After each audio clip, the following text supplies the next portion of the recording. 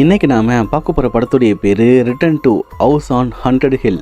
இதோடைய கதையை பத்தி சொல்ல போனா சாரா அப்படிங்கிற பொண்ணு தற்கொலை பண்ணிக்கிட்டு இறந்து போறா. ஆனா உண்மை என்னன்னா அவ நிஜமாவே தற்கொலை பண்ணிக்கிட்டு இறந்து போகல. இந்த விஷயம் அவ தங்கச்சிக்கு தெரிய வரும்போது சாராவை கொன்ன அதே கூட்டம் இவளையும் வந்து பிடிச்சிட்டாங்க. ஏன் அவளை கொன்னாங்க, இவளை எதுக்காக பிடிச்சாங்க, இவங்க மட்டும் இல்லாம இவங்கள போலவே இன்னொரு கூட்டம் ஹண்டட் ஹில் அப்படின்னு சொல்லக்கூடிய இந்த வீட்டுக்குள்ள தெரியாம வந்து மாட்டிக்கிறாங்க. அதன் பிறகு இவங்களுடைய சோதனைகளை தான் இந்த கதையில நம்ம பார்க்க போறோம். சரி வாங்க கதைக்குள்ள போலாம். ஹாய் ஃப்ரெண்ட்ஸ், வணக்கம். என் பேரு விச்சு. நீங்க பாத்துக்கிட்டு இருக்கிறது டப் தமிழ். கதைக்குள்ள போறதுக்கு முன்னாடி நம்முடைய சேனலுக்கு புதுசா வந்தா ப்ளீஸ் சப்ஸ்கிரைப் பண்ணிக்கோங்க. அப்படியே பக்கத்துல இருக்கக்கூடிய பெல்லையும் டிங் அடிச்சுக்கோங்க. படத்துடைய ஓப்பனிங்ல ஒரு வீட்டை காட்டும் போது அங்க அலாரம் அடிச்சுக்கிட்டு இருக்கு. அந்த நேரம் ஒரு பொண்ணு வந்து அதை ஆஃப் பண்ணிட்டு வேக வேகமா ஆஃபீஸ் கிளம்பிக்கிட்டு இருக்கா. இவளுடைய அக்கா தான் சாரா. அவ இவளுக்கு கால் பண்ணிக்கிட்டே இருந்தாலும் இவ எடுக்க மாட்டேங்கிறா. நேரா அங்கிருந்து ஆஃபீஸ் போகும்போது அங்க இவளுடைய அசிஸ்டன்ட் வந்து, மேடம் சாரா மேடம் உங்ககிட்ட பேசணும்னு சொல்லிக்கிட்டே இருக்காங்க.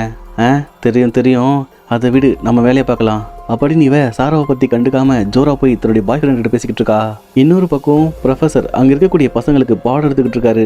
இந்த உலகத்துல அறிவியலால கண்டுபிடிக்க முடியாத இரண்டு பக்கம் ஒன்று இருக்கு.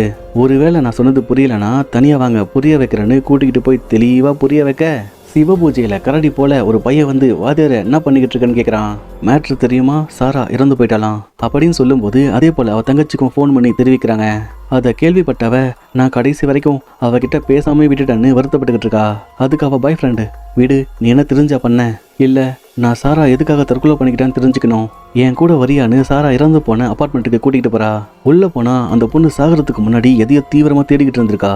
அதை இவன் பாய் ஃப்ரெண்டு பார்த்துட்டு, என்னாச்சு சாராக்கு, பேய் பிசாசுன்னு எதையோ தேடி வச்சிருக்கா, இதெல்லாம் பார்க்கும்போது பயமா இருக்குன்னு சொல்லிக்கிட்டு இருக்கான். அதுக்காக அதனால தான் நான் சாரா கிட்ட பேசுறதை விட்டுட்டேன்னு சொல்லிக்கிட்டு இருக்கா. அந்த நேரம் இவ திரும்பும் போது அங்க சாரா உட்காந்துக்கிட்டு இருக்கா. அவளை பார்த்தாவே, சாரா அது நீயான்னு கேட்க, அப்ப துப்பாக்கியால சுட்டதால அவ மண்டை தெரிக்குது. அங்கிருந்து அவ இவகிட்ட வந்து அவங்களுக்கு உதவி பண்ணுன்னு சொல்ல, இவ பாய் ஃப்ரெண்டு என்னாச்சுமா உனக்கு, ஏன் பயப்படுறான்னு கேட்குறான். அதே நேரம் வீட்டுக்குள்ள ப்ரொஃபஸர் அவரை பார்த்தவங்க யார் நீங்கன்னு கேட்குறாங்க. அதுக்கு அவரு, சாரா என்னுடைய ஸ்டூடெண்ட் தான், அவ தீவிரமா எதையோ தேடிக்கிட்டு இருந்தா, நீங்க மலை மேல இருக்கக்கூடிய அந்த வீட்டை பத்தி கேள்விப்பட்டிருக்கீங்களா? பல பேர் போய் இறந்து போயிட்டாங்களே, கடைசியில சாரா மட்டும்தான் அதுல உயிரோட வெளியே வந்தா. ஆமாமா அதே வீடு தான், அந்த வீட்டுக்குள்ள பேய்கள் இருக்கு. பரவாயில்லையே ப்ரொஃபஸர்னு பார்த்தா பைத்தியமாகறீங்க, நீங்களும் சாராவை போலவே பேசிக்கிட்டு இருக்கீங்க. அவ பல கோடி மதிப்புள்ள ஒரு சிலை அந்த வீட்டுக்குள்ள இருக்குன்னு சொன்னா, அதை பத்தி தான் அவ தீவிரமா தேடிக்கிட்டு இருந்தா. ஒருவேளை உன்னால முடிஞ்சா எனக்கு உதவி பண்ணுன்னு சொல்லி கேட்கிறாரு. ஆனா அவ அதை காதுல கூட வாங்காம நேரா தன்னுடைய பாய் ஃப்ரெண்டு கூட வீட்டுக்கு வந்து அவனுக்கும் டாட்டா காட்டிட்டு உள்ள போய் சொக்காய கழட்டினா பில்லு பில்லுன்னு ஒரு கூட்டமே உள்ள வந்துகிட்டு இருக்கு. பாய் ஃப்ரெண்டையும் பாடி கார்டு வச்சு தூக்கிட்டு வந்துட்டாங்க. இவங்களை பார்த்தவ, யாரு நீங்க, எதுக்காக இங்க வந்திருக்கீங்கன்னு கேட்குறா. அதுக்காக, நான் என்னம்மா பண்ணுறது, உன்னுடைய அக்கா சாரா உங்ககிட்ட எதையாச்சும் சொல்லியிருப்பா, நீ அதை என்கிட்ட சொல்லுவேன்னு நம்பி வந்திருக்கேன், தயவு செஞ்சு என்னை ஏமாத்திட்டாதான்னு சொல்லி கேட்குறான். ஏமாத்துறனா, அடே நிஜமாவே எனக்கு எதுவும் தெரியாதுடா, தெரியாட்டியும் பரவாயில்ல, இப்போ உங்களை வெளியே விட்டா எங்களை பற்றி போட்டு குத்துடுவீங்க, டே மொட்டை இவங்களை தூக்கிட்டு வான்னு சொல்லி நேராக இவங்களை அந்த வீட்டுக்கே கூட்டிகிட்டு போகிறாங்க. ஆனால் அதுக்குள்ளே ப்ரொஃபஸர் தன்னுடைய நம்பகமான 2 ஸ்டூடெண்ட்டை கூட்டிக்கிட்டு உள்ளே போகிறோம், சிலையை பார்க்குறோம், தூக்குறோம், கவர்மெண்ட்டுக்கிட்ட ஒப்படைக்கிறோம், என்ன பசங்களா ஓகேவான்னு சொல்லிக்கிட்டே அந்த வீட்டுக்குள்ளே கூட்டிகிட்டு போக, இந்த கூட்டம் அவங்க 2 பேரையும் தலையில் தட்டி அந்த இடத்துக்கு தூக்கிட்டு வராங்க. சரிம்மா இப்போவாச்சும் சொல்லு, உன்னுடைய அக்கா என்ன சொன்னான்னு கேட்குறான். அடே அவள் எதுவும் சொல்லலை, ஒரு வேளை சொல்லியிருந்தா கூட உங்ககிட்ட சொல்ல மாட்டேன், நீ தானே அவளை அநியாயமாக கொன்னன்னு கேட்குறா. அதுக்காக, பரவாயில்லையே சீக்கிரமாக கண்டுபிடிச்சிட்ட, இப்போ நீ என்ன பண்ணு, என் கூட உள்ளே வந்து எனக்கு உதவி பண்ணாமல் விட்டா அடுத்து உன்னுடைய பாய் ஃப்ரெண்டும் மேலே போயிடுவான். நாடா மொட்டை அவனை கொண்டுடுவ தானே? ஆமாம் பாஸ் கொண்டுடுவேன். கேட்டியா, மோசமானவன், வா உள்ள போகலாம். இந்த கூட்டம் டார்ச் லைட் அடிச்சுக்கிட்டு தடவிக்கிட்டே போக, நாடா இது படார்னு லைட்டை போட்டானுங்க, எவனா இருக்குன்னு மேலே வராங்க. அங்கே இவங்கள பார்த்த ப்ரொஃபஸர், அடே ஜப்பான் மூஞ்சி இங்கே என்னடா பண்ணிக்கிட்டு இருக்க, இதை சாராவுடைய தங்கச்சி பார்த்துட்டு உங்கள் 2 பேருக்கும் ஏற்கனவே அறிமுகம் இருக்கான்னு கேட்குறா. அறிமுகமா, அந்த நாய் என்னுடைய ஸ்டூடெண்ட் தாமா. நது நாயா? ஹலோ ப்ரொஃபஸர், இதுக்கு முன்னாடி தான் உங்கள் ஸ்டூடெண்ட்டு, இப்போ நானும் உங்களை போல ஒரு பெரிய ஆள், $50 மில்லியன் மதிப்புள்ள அந்த சிலையை தேடி தானே வந்திருக்கீங்க, நானும் அப்படித்தான்ப்பா, அப்புறம் எதுக்கு என்ன வேற மாதிரி பார்க்குறீங்க? ஏன்டா, நான் அதை தேடி கண்டுபிடிச்சி கவர்மெண்ட் கிட்ட கொடுக்க போகிறேன், நானும் அப்படிதாங்க, அதுக்கு எவன் துட்டு கொடுக்குறானோ அவன்கிட்ட கொடுக்க போகிறேன், அதெல்லாம் இருக்கட்டும், சிலையை பற்றி உனக்கு எப்படா தெரியும்னு கேட்குறாரு. அது ரொம்ப சிம்பிள், உன்னை போல் வயசான ஆளுகிட்ட இருக்கக்கூடிய கேர்ள் ஃப்ரெண்டை நம்ம உசார் பண்ணாலே போதும், மொத்த மேட்ரும் வெளியே வந்துடும் அப்படின்னு சொல்ல, இதை கூட வந்த ஸ்டூடெண்ட் பார்த்துட்டு, என்ன ப்ரொஃபஸரு பெரிய ஆப்பா இறக்கிட்டா போல, வயசுக்கு தகுந்த சகவாசம் வச்சுக்கோயானா கேட்குறியா, எவன் எக்கெடு கட்டுனா போங்கடா, நான் ஓடி போகிறேன்னு அந்த பொண்ணு நைஸாக பின்னாடி போய்கிட்டு இருக்க, எங்கே போகிற, ஒழுங்காக ஆடத்துக்குள்ளே வான்னு அவளையும் கூட்டிகிட்டு வராங்க. அந்த நேரம் அந்த வீட்டுக்குள்ளே என்னமோ சத்தம் கேட்குது. இதை பார்த்தாவ ஓடி வந்து, சாரா என்கிட்ட சொல்லியிருக்கா, ஒரு முறை கதவுகள் பூட்டிட்டா அதுக்கப்புறம் திறக்கவே திறக்காது. அதுக்கப்புறம் நாம் இங்கேயே மாட்டிப்போன்னு சொல்ல, பரவாயில்ல உள்ள வாங்க, அந்த மெக்கானிசத்தை கண்டுபிடிச்சி நாம் அதை செயலிழக்க வச்சுட்டா அதுக்கப்புறம் கதவுகள் பூட்டாது. கமான் காய்ஸ், இதை சுட்டு தள்ளுங்கன்னு அந்த மெஷினை சுட்டு செயலிழக்க வைக்கிறாங்க. அது முடிஞ்ச கையோட மேப் எடுத்துகிட்டு வந்து இதில் என்னமோ இருக்குது ஆனால் புரியலையேன்னு பார்த்துக்கிட்டு இருக்கான். அப்போது ப்ரொஃபஸர் காட்டு நான் பார்க்குறேன்னு சொல்லி கேட்கும்போது, வாங்க சார் அப்படின்னு கூப்பிட்டு வாயிலே ஒன்று போட்டு வாயை மூடிக்கிட்டு இருக்க மாட்டேன், யாராச்சும் எதையாச்சும் பேசி பாருங்க, அப்புறம் உங்களுக்கும் இதே நிலைமை தான், சிலையை நாங்கள் கண்டுபிடிச்சிக்கிறோன்னு ஆளுக்கு தனித்தனியாக போய் தேடிக்கிட்டு இருக்காங்க. அப்போது அந்த ஸ்டூடெண்ட் மொட்டையை பார்த்துட்டு, நீங்கள் ரொம்ப ஃபேமஸான ஆள் தானே? நான் உங்களை ரெஸ்லிங்கில் பார்த்துருக்கேன். அப்படியே கண்ணா நீ என்னுடைய ஃபேனா? அடே மொட்டை தலையா, நான் அப்படி சொன்னானா பார்க்கும்போதே பொம்பளை போல நடந்து வருவேன், உன்னை போய் யாரா வேலைக்கு எடுத்தா அப்படின்னு திட்டிட்டு போகிறான். இன்னொருத்தன் சிலையை தேடி போய்கிட்டே இருக்க, கிடைச்சிடுச்சு, இதுக்கு பின்னாடி தான் இருக்குன்னு நினைக்கிறேன், என்னால் பார்க்க முடியுதுன்னு சோத்தில் ஒரு ஓட்டையை போட, ரொம்ப நாளைக்கு முன்னாடி ஒருத்தனை உயிரோட வச்சு அதே இடத்துல சமாதி கட்டியிருக்காங்க. அவன் ஆன்மா கையை விட்டு இவன் கிட்னி எல்லாவது, கூடவே அவனையும் உள்ளே கூட்டின்னு போகுது. ஆனால் இதை பற்றி தெரியாதவங்க அந்த சிலையை இன்னும் தேடிக்கிட்டு இருக்காங்க. அப்போ சைனாக்காரி ஒரு அறைக்குள்ளே வரும்போது என்னமோ சத்தம் கேட்குது. முன்னாடி பார்த்தா பாவமாக ஒரு பொண்ணு நிற்கிறா.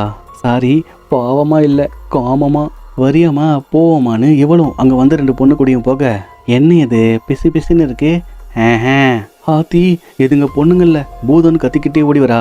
வர வழியில் குறுக்க ஒரு டாக்டர் கேட்டு போட்டு இருமான்னு மூஞ்சில படம் வரைய, அவளுடைய முகத்தோல் அப்படி பிச்சுக்கிட்டே கீழே விழ அவள் அதே இடத்துல இறந்து போறா. இன்னொரு பக்கம் அந்த பொண்ணை காட்டும்போது கதவு தானா திறந்து அவளை உள்ள இழுத்துட்டு போகுது. அவளும் அடே கதவை திறங்கடா காப்பாத்துங்கடான்னு கத்திக்கிட்டு இருக்கா. அடே எவனோ ஒருத்தன் கொடூரமா நின்றுக்கிட்டு இருக்காண்டா. ஆத்தி யாருன்னு தெரியலன்னு யோசிக்கும் போது அவன் வந்து இவளத்தோட இவ கண்ணுக்கு சில காட்சிகள் தெரியுது. பின்னாடியே ப்ரொஃபஸரும் கதவை உடைச்சிக்கிட்டு உள்ள வந்து, என்னாச்சுமா எதுக்கு கத்திக்கிட்டு இருக்க, யார் இந்த சட்டையை போட்டான்னு கேட்டா, தெரியலையே, எவனோ ஒருத்தன் புசுக்குன்னு வந்து பொசுக்குன்னு போயிட்டான், ஆனா ஒன்று மட்டும் சாரா சொன்ன போல இந்த வீட்டுக்குள்ள என்னமோ இருக்குன்னு சொல்லிக்கிட்டு இருக்கா. கீழே மொட்டை அந்த பையனை கூட்டிகிட்டு வரும்போது என்னமோ சோஃபாவில் ஓடிக்கிட்டு இருக்கு. அதை பார்த்தவன் அடே அது என்னன்னு கிட்ட போய் பாருன்னு சொல்லிக்கிட்டு இருக்கான். இவரும் பயந்தாப்புல போயிட்டு, ஏமாந்துட்டியா, என்னைய கலாய்க்கிற, சும்மா விளையாட்டுக்குன்னு சொல்ல அங்கே இருக்கக்கூடிய துணியால் அவன் கையை யாரும் கட்டுறாங்க. ஆத்தாடி சும்மா இருந்த பேயை சொரிஞ்சு விட்டுட்டானே, இதுக்கப்புறம் என்ன ஆக போகுதுன்னு பயந்துக்கிட்டு இருக்க. வெளியே காருக்குள்ளே உட்காந்துட்டு இருந்த மொட்டையை அவங்க பாஸ் உள்ளவன் கூப்பிட்டுக்கிட்டு இருக்காரு. இங்கே உள்ள மாட்டிக்கிட்ட இவனை அதுங்க துண்டு துண்டா பிச்சு கடாசுது. அதை பார்த்து அந்த பையன் ஐயோன்னு கத்த, அந்த சத்தம் கேட்டு எல்லாரும் ஓடி வராங்க. அதே நேரம் மறுபடியும் மெஷின் ஆன் ஆகி அங்கே இருக்கக்கூடிய கதவு ஜன்னல் எல்லாம் பூட்டப்பட்டுக்கிட்டு இருக்கு. இதை இவ பார்த்துட்டு எடுத்தா பாரு ஓட்டம், சிறுவண்டு சிக்கும் சிறுத்தை சிக்காதுலன்னு ஓடி வந்துட்டா. ஆனா பாவம் பாய் ஃப்ரெண்டு உள்ள மாட்டிக்கிட்டான். ஆடா போங்கடா இரு வந்து தொலைறன்னு துப்பாக்கி எடுத்துக்கிட்டு இவளும் தைரியமா வீட்டை நோக்கி வந்தா கதவு தானா திறக்குது. உள்ள இவளை பார்த்தவங்க, அடி பாவி மறுபடியும் ஏண்டி வந்துன்னு கேட்குறாங்க. அதுவா, என்னுடைய பாய் ஃப்ரெண்ட் எப்படி தனியாக விட்டுட்டு போக முடியும், பரவாயில்லையே அப்படின்னு சொல்லிக்கிட்டு இருக்கும்போது மொட்டை மட்டும் தனியாக போய்கிட்டு இருக்கான். இவன் வேற மொட்டை, அவனை ஒரு நர்ஸ் வந்து சேரில் உட்கார வச்சு தள்ளிக்கிட்டே கூட்டிகிட்டு போறா. அங்கே போனால் இவனுக்கு மூளையில் ஏதோ பிரச்சனை இருக்குன்னு டாக்டர் படுக்க வச்சு ஆப்ரேஷன் பண்ணிக்கிட்டு இருக்காரு. என்ன மூளையை பிச்சு எடுத்து அதுக்கப்புறமா அதை சரி பண்ணி உள்ள வைப்பார் போல. கீழே இவங்க எல்லாருக்கும் ஒரே நேரத்தில் ஃபோன் கால் வந்துக்கிட்டு இருக்கு. அதை அட்டன் பண்ணி காதில் வச்சா அங்கே மொட்டை ஐயோமான்னு கத்திக்கிட்டு இருக்கான். அந்த கேப்பில் இவன் தான் கிட்ட இருக்கக்கூடிய துப்பாக்கியால் அவனை மடக்க பார்க்குறா. உடனே அதான் சான்ஸ்ன்னு அங்கே இருக்கக்கூடிய எல்லாரும் ஓடி வந்து இவங்க கிட்ட இருக்கக்கூடிய துப்பாக்கிகளை பிடுங்குறாங்க. இது சாராவுக்காக அப்படின்னு அவனை அடிச்சுட்டு வந்து மேப் வழியா இந்த வீட்டை விட்டு வெளியே போக ஏதாச்சும் வழி கிடைக்குமா தேடிக்கிட்டு இருக்காங்க. அவ அந்த மேப்பை பார்த்துட்டு, இந்த வீட்டுக்கு அடியில் ஒரு பெரிய சாக்கடை இருக்கு, அது வழியாக தான் தண்ணி எல்லாம் வெளியேறிக்கிட்டு இருக்கு, ஒருவேளை நம்ம அதை கண்டுபிடிச்சா நாமளும் அந்த வழியை பயன்படுத்தி இந்த வீட்டை விட்டு வெளியே போகலான்னு சொல்ல, எல்லாரும் ஒரு இடத்துல சம்மதம் தெரிவித்து அந்த வழியை தேடி போகிறாங்க. அது மட்டும் இல்லாமல் அங்கே ஒரு குளத்தை கண்டுபிடிக்கிறாங்க. ஒருவேளை இதுக்கு அடியில் இருக்குமா அப்படின்னு பேசிக்கிட்டு இருக்கும்போது அந்த பாஸ் ப்ரொஃபஸர்கிட்ட இருந்து கண்ணை பிடுங்கி, அடே ஸ்டூடெண்ட் வழியை வேணும்னு கேட்ட போய் தேடுன்னு மூக்கிலேயே அடித்து கீழே தள்ளுறான். அவனும் மயங்கி தண்ணியில் விழ இதை பார்த்தவ அவனை காப்பாற்ற தண்ணிக்குள்ளே குதிக்கிறா. அந்த கேப்பில் பாஸ் தன் ஜோடியை கூட்டிக்கிட்டே தப்பிச்சிட்டாரு. கீழே போன இவ அவனை தட்டி எழுப்பி மேலே கூட்டிகிட்டு வரும்போது, அடே இது சாதா குளம் இல்லடா செத்த குளம், பல உடல்கள் இங்கே மிதந்துக்கிட்டு இருக்குன்னு சொல்லி மேலே வர பார்க்குறாங்க. அந்த நேரம் அதுங்கெல்லாம் கண்ணு முழிச்சு இவளை தாக்க வந்துக்கிட்டு இருக்கு.